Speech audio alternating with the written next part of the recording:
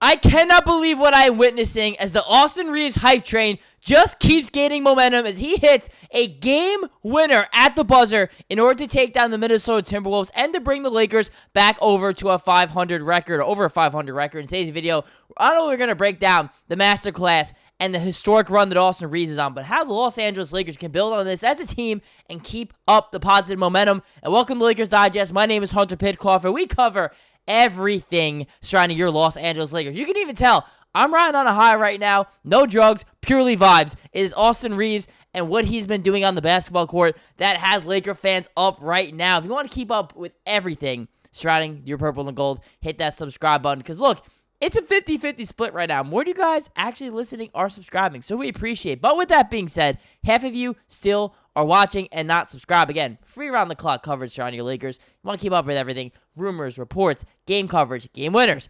Stay up to date here on Lakers Digest. But I don't want to keep you guys waiting too much longer. Come on. Come on now. He's him. He's been saying it for a hot minute. Austhim Reaves. You know what? I'm not even going to say anything. I'm just let it. To give from Minnesota into the hands of Reaves. 5 seconds. We go watch this beautiful play. Reaves splits the defense. Making Gobert look like a B.I. You know what? I'm sorry this video a little bit glitchy. It's a little glitchy. But come on now. Whoa. Man, and look. He's just celebrating too. Man, what a time. What a time to be alive, man. October 29th. Look, it's almost spooky season. We almost here on Halloween. And Austin Reaves is playing some tricks on these damn Timberwolves. And now the Lakers move to 2-0 against a team that knocked out the Lakers. Look, this was a very, very dramatic game. I mean, this one really came down to the wire. The Lakers were up by 20 points at one point in this game. Up 15 points with 6 minutes left. Lost the lead. That's why it required a game winner from Austin in order to make it happen. And look, this was definitely a bit of a cool-down game for him. 9 of 24, shot below 50%, 3 of 11 from 3. But tied a career high in assists with 16 of them. And really a lot of the Laker players getting involved as they had 5 players score 15 in a row points, which I think this is more of a recipe for success without Luka and LeBron in there, as well as Austin's playing. You need these other guys to step up here as well. And 28 points for Austin Reaves. And the Lakers shot the ball pretty well. Not great from the foul line, but 35% from 3, yeah, you can probably live with that. And then 54% from the field, that is definitely very, very efficient for them. But it's crazy because I didn't think we were going to be mainly talking about Austin Reaves entering tonight.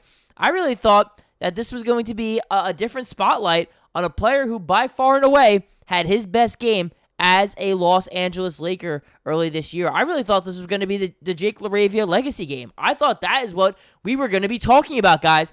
When we came in to this video, I was ready to have a whole thing about Jake LaRavia and how well he's been playing and really how well he played in this game. And he was by far and away the X factor for the Lakers in this one. 10 of 11 from the field, 5 of 6 from 3, 2 of 5 from the line. That definitely's got to clean that up. But 27 points, 8 boards.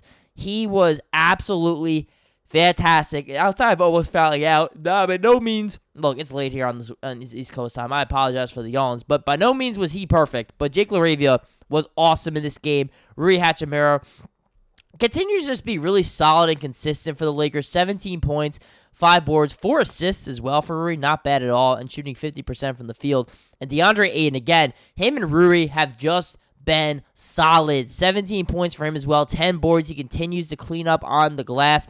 Actually hit a pretty big shot late in that game as well for the Lakers. I kind of kept them within, kept the Timberwolves within arm's distance for a little bit. And Dalton Knecht really starting to come on for the Lakers. Finished this game with the rest of the starting 5. Replaced Vanderbilt in there. Had 15 points. Had some really nice shots and dunks and things of that nature. And definitely looked a lot better defensively. I mean, look, he's getting the stocks, which is steals and blocks combined. 1 steal, 2 blocks. Definitely fitting in defensively, which is kind of the biggest concern with Dalton Knecht is, can he guard anybody when he's out there? He's big enough, he's athletic enough, he's strong enough to, but does he have the will and the grit to actually do it?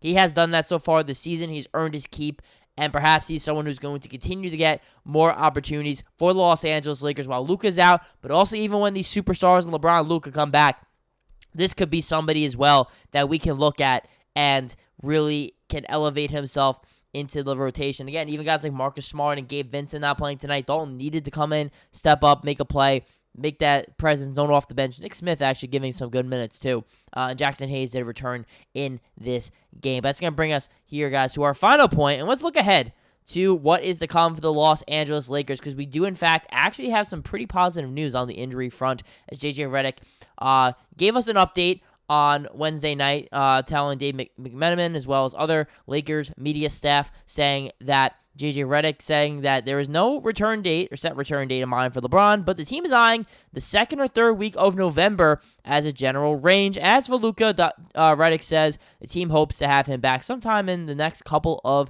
games. So look, definitely positive news. Again, it was reported that Luke would be out for about a week. Sounds like, according to what JJ's saying, should take about a week for him to get back. And then on top of that too, LeBron returning about mid-February. I hope it's not that long. Mid-November, knock on wood. That is when Luka, again, oh my God, screwed up. So Lakers have so many injuries, guys. It's hard to keep up. But LeBron James expected to be back because he's got to ramp up too and get himself in game shape. He has not been on a basketball court playing since August. It's been quite some time. It's very rarely has LeBron gone this long without picking up a ball and being able to be out there with his teammates. So let's look ahead here to what the Lakers got on tap. So after coming off a nice win against the Timberwolves on the road too, they'll be playing their first NBA Cup game against the Memphis Grizzlies on Friday night and Halloween night. It's going to be a 9:30 p.m. tip-off if you're someone who's on the East Coast like me, but 6:30 if you're on the West Coast. If you have kids and you're watching this, perhaps they can go trick-or-treating before, because you got to get home to watch the Laker game, of course. Then they'll be kicking things off with the Miami Heat. That could perhaps be the game Luka Doncic comes back. Miami Heat right now, they're on fire. I think they're the leading offense in the league, or one of the top ones, even without Tyler Hero there. And then they're going to be playing the Trailblazers again. Hopefully the Lakers can get their lick back with a more healthier, fingers crossed, team to play Portland. And then they got Victor Wembanyama, who has looked as good as any player in the NBA right now, including Austin Reaves. They'll be playing him on a week from today. And then you got Atlanta, Charlotte, OKC, of course, the reigning champs, New Orleans. And look at those bottom two games right there. If we're talking about what J.J. Redick is saying, as I show you guys the wrong graphic, J.J. Redick saying here that he thinks LeBron will be back sometime in that second to third week of November. We look at what the schedule's looking like. That Pelicans game and that Bucks game could be one of the games where LeBron James is potentially back, and we finally can see a full, healthy version of the Los Angeles Lakers, something that we have quite literally have not seen the entire offseason, entire preseason, regular season. We have not seen it yet, so I'm excited to get all these guys back, because I think the Lakers can potentially do something very, very special and have a very good team once everybody is back. And look, if you've watched this long here, because look, at the end of the day, 50% of you guys watching are subscribed. We appreciate you guys. But the other 50, what are you doing now? Come on. Let's get that number under 50% of you guys not subscribed, because look, you're getting free, doesn't cost you a dime, around-the-clock coverage surrounding your Los Angeles Lakers. This is the place to be. This is where you want to be, especially for these highlight moments. I'm going to play it one more time. Austin Reaves into the hands of Reaves. Does what he's been doing best. 3 seconds. And hit those game-winning shots, and I apologize for the cuts, but you see it goes in anyway. Buzzer! Austin does it again! What got to do and gets that game winner. So again, guys, thank you guys for watching. Stay up to date with everything surrounding your Lakers here on Lakers Digest.